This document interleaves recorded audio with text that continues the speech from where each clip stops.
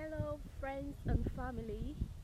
I want to say thank you and thank you for always following me on Facebook, on every other social media platform that I'm on. But today is just a special day to celebrate God, to appreciate God Almighty for His faithfulness towards me and my family.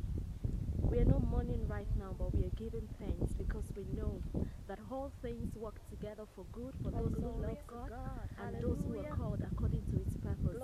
Today is the posthumous birthday of my mom, and I want to celebrate her. I want to celebrate her life. I didn't have that opportunity to tell her, to show my gratitude to her while she was alive. And today, my heart has been filled with thanksgiving for the past few days. I didn't know why, but I know later today I discovered I was 21st of June, which was my mom's birthday when if she was alive. So I need to celebrate her today and sing this wonderful mama song. If you are Yoruba from Nigeria, from West Africa, I want you to sing this song with me if you remember.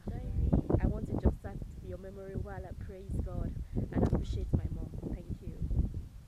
Tanimba fi mama we agboro dubi o. Tanimba fi mama we láyé nbi agboro dubi o. Níjọ́ àríjẹ níjọ́